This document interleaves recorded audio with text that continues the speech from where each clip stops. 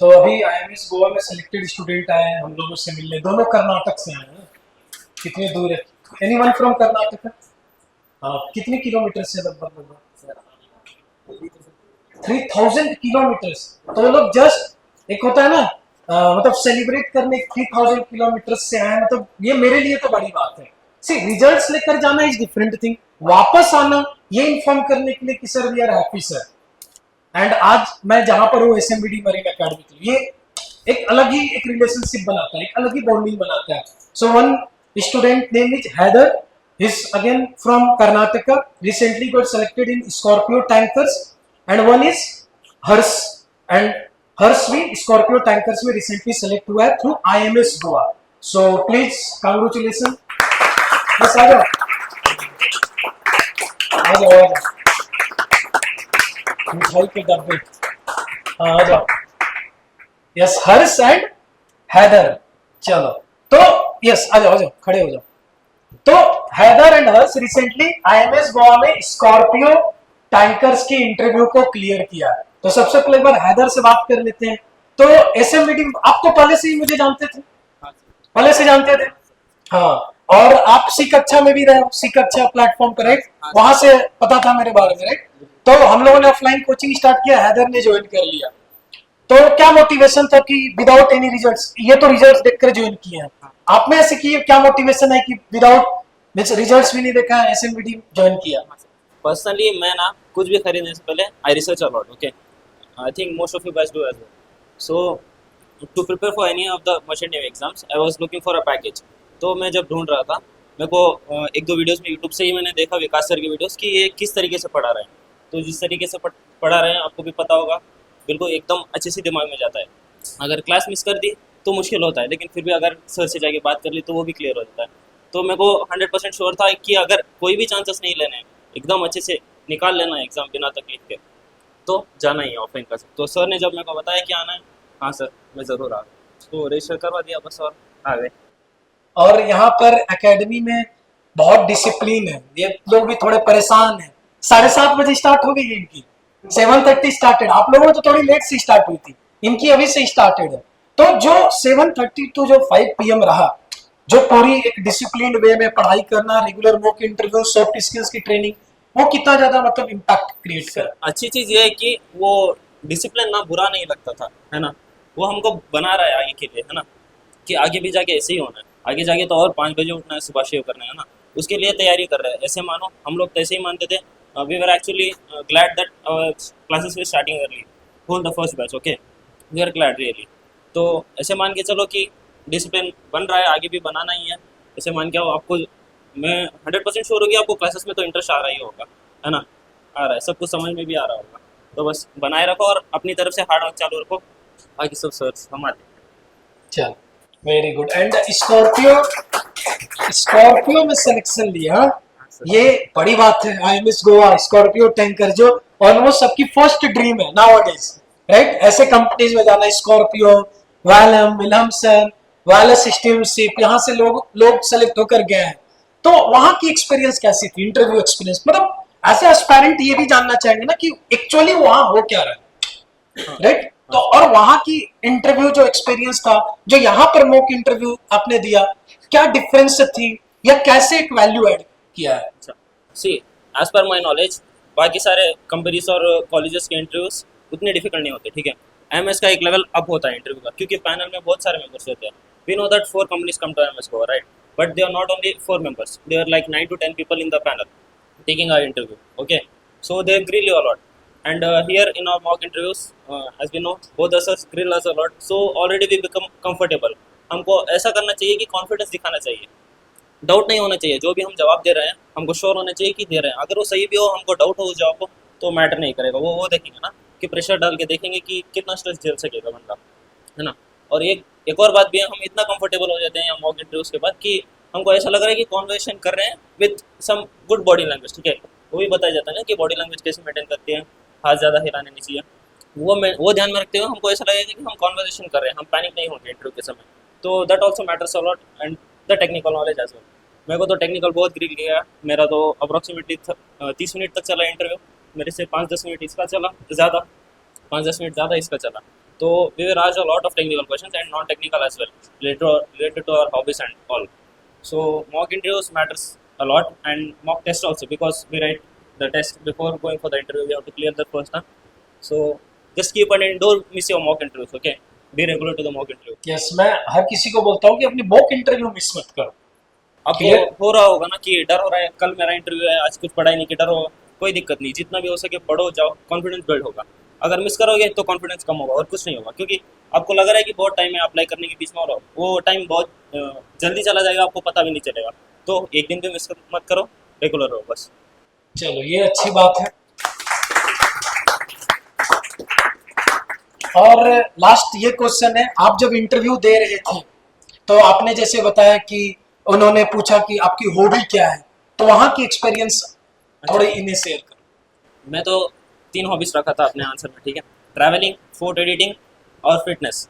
Fitness पे तो कुछ पूछा नहीं उन्होंने, और फोटो एडिटिंग के बारे में भी कुछ नहीं पूछा। हालांकि यहाँ पे प्रांजल सर ने मेरे को बहुत कंफर्टेबल कर दिया था, उन तीनों को लेके बहुत गिल किया था मेरे को। क्या हम सोचते हैं ना क्या ही हो सकता है इसके पीछे, बहुत कुछ होता है भाई, मानो मेरी बात, ठीक है। वो पूछते हैं, उन्होंने मेरे को IMS गोवा में पूछा था ट्रैवलिंग को लेके कि कहाँ कहाँ घूमा है। मैंने तो पहले मैं कर्नाटक से हूँ, कर्नाटक के थोड़े बहुत प्लेसेस बनाए कि मेरे को अनएक्सप्लोर्ड प्लेसेस एक्सप्लोर करना पसंद है, तो 1-2 प्लेसेस बताए। उसके बाद स्कॉर्पियोली मैम ने मेरे को पूछा कि कर्नाटक के बाहर नहीं गए क्या कभी। तो मैंने बोला हाँ, I have been to many places with my family. तो उन्होंने पूछा रिसेंटली कहाँ गए हो, तो as soon I said I have been to Dehradun for a long time ma'am, 3 months वहाँ पे स्टे किया था, बोला मैंने। तो उन्होंने जान लिया कि अच्छा you are there for coaching right, for academy for merchant navy preparation, I said yes. So she was smiling already. तो मेरे को वहाँ से थोड़ा बहुत हिंट मिला कि शायद हो जाएगा। तो ये एक अच्छी है कि हम लोग एटलीस्ट स्लोली शिपिंग कंपनीज में भी एक अवेयरनेस क्रिएट कर रहे हैं, बड़ी बड़ी शिपिंग कंपनीज में, कि यहाँ से हमें वैल्यू ऐड कर रहे हैं। एक कहीं ना कहीं एक मैरीटाइम कम्युनिटी में हम ईच एंड एवरी स्टूडेंट में एक डिफरेंट लेवल की वैल्यू ऐड कर रहे हैं। अब वो वहां पर अपनी एक डिफरेंट लेवल पर value, skills, knowledge, attitude show कर रहे हैं, एंड एक बेटर रिजल्ट जनरेट हो रहा है, एंड फाइनली वो बच्चे सेलेक्ट हो रहे हैं, एंड कंपनीज भी स्लोली SMBD मरीन एकेडमी की टीचिंग प्लस डिसिप्लिन को वैल्यू दे रही है। ये हमारे लिए एक अच्छी बात है। चलो, so wish you all the best, and yes, थोड़ा मुंह मीठा आपको कराना बनता है। क्लियर? मैं तो मिठाई भाई खाता हूँ, इसलिए ये लोग मिठाई लाते हैं, यही रीजन है। Wish you all the best, ठीक है। चलो, मुंह मीठा करो।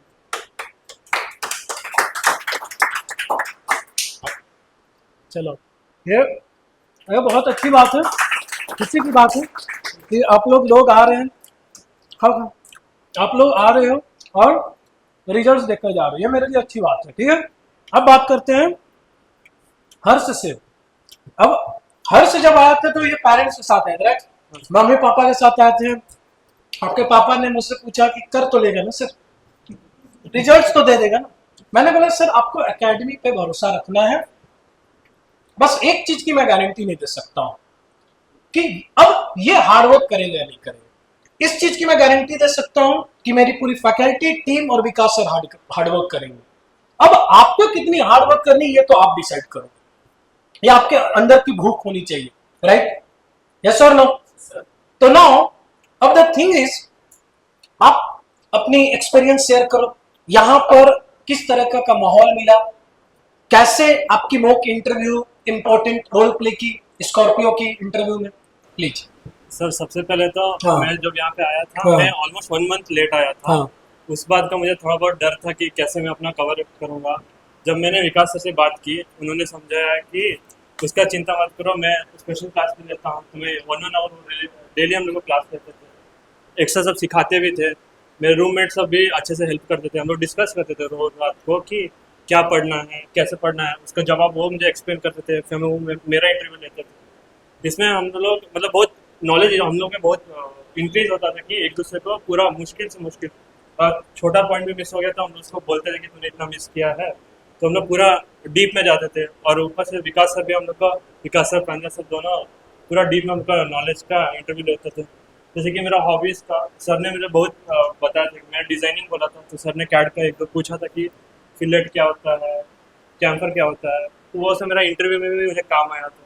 इंटरव्यू में मुझे पूछा था कि क्या कौन सा सॉफ्टवेयर करते हो, ये कैसा बनाएंगे, वो कैसे करेंगे। उसके बाद मैंने बुक्स का बोला कि आई रीड बुक्स, तो उन्होंने गूगल किया, मेरे पैनल में बैठ के गूगल किया, ऑथर का नाम बोलो, किस बारे में मुझे एक्सप्लेन करो, वो सब किया। उसके बाद मैंने स्पोर्ट्स का भी बोला था थोड़ा बहुत, कबड्डी का, तो उन्होंने सिचुएशन बेस्ड क्वेश्चन दिया कि समझ कि तू कैप्टन है, एक और प्लेयर है, किसको तू भेजेगा, वो सब वो चेक करते हैं कि तू अंडर प्रेशर कैसा परफॉर्म करेगा, तेरे में लीडरशिप क्वालिटी है कि नहीं, वो आपके अंदर क्वालिटी देखते हैं कि आप कैसे अंडर प्रेशर परफॉर्म करते हैं। मेरे वहाँ पे टेक्निकल में भी उनको प्रोसेस है, उनका ज़्यादा उतना मतलब नहीं था, उनको था कि तुम क्यों है वो पार्ट, जैसे कि मैंने सेंसिंग बल का पूछा था, वो अगर नहीं हुआ तो क्या होगा, उसके जगह और क्या डाल सकते हैं।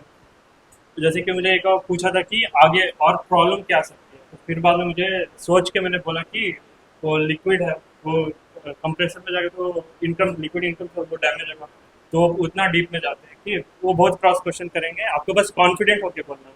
मुझे एक क्वेश्चन पूछा था और थोड़ा न्यूमेरिकल टाइप था, मैं गेस करने का सोच रहा था, तो सर ने मुझे डायरेक्टली बोल दिया कि गेस मत करना, नहीं आता तो नहीं आता बोल दे, वरना एक बुरा इंप्रेशन बना। उन्होंने मुझे बोला, तो मैंने directly sir I don't know, मैंने वहाँ पे 5-6 क्वेश्चन डायरेक्टली बोले कि नहीं आते, तभी उन्होंने मुझे सेलेक्ट किया, क्योंकि मैंने बाकी सब क्वेश्चन को पूरा इन डेप्थ उन्हें अच्छे से एक्सप्लेन किया।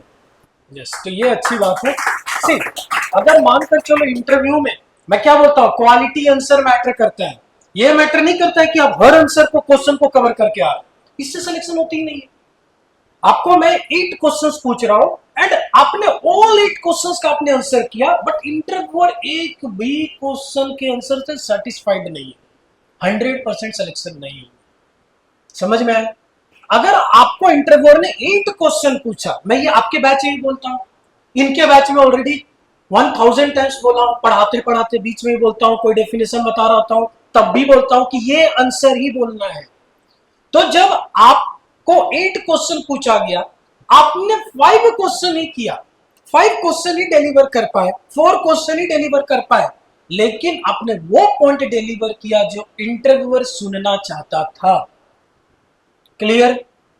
डेफिनेटली सिलेक्शन होगा ही होगा, 100% गारंटीड है। लेकिन आप ये खेल खेल रहे हो कि मुझे हर क्वेश्चन कवर कर लेना है, ऊपर ऊपर जा रहे हो, सिलेक्शन नहीं होगा। तो यही होता है, जो लिटिल नॉलेज होता है ना वो डेंजरस होता है और वो आपकी अपॉर्चुनिटीज को भी कम कर देता है।